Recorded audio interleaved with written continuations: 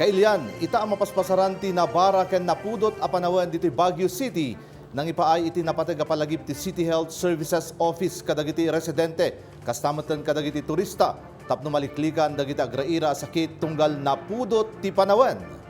Sigun mo't iti pag-asa ti Nabara ken napudot a panawen a mapaspasaran iti syudad ket agtultuloy kadagiti sumalsarunupay a bulan kanayunan na detalye paay ni Christine Bonnonia sa Baway. Idi napalpalabas nga aldaw, marikna dagiti residente ti Nabara a panawan iti Baguio City.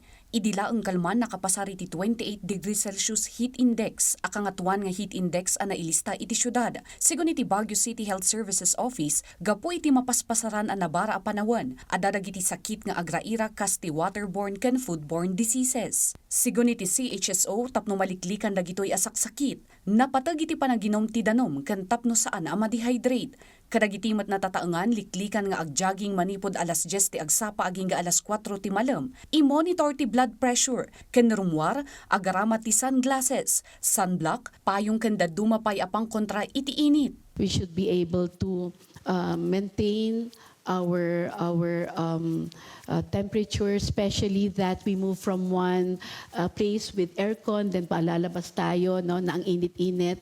So let's give time to our body to adjust and of course keep our wear comfortable clothes.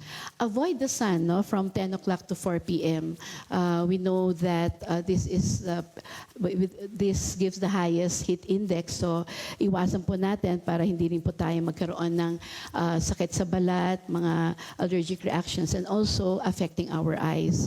Gaputa may sa iti Baguio City adaydaywon dagiti turista ken bisita ipalpalagip ti CHSO akitaan nga usto ti danom nga ininumanda. Malaksid pay iti dayta sa analipatan nga ibelang iti usto a pagbasuraan dagiti basura dagitoy. So for our visitors in the city of Baguio, be mindful of the sources of water, no, of your drinking water.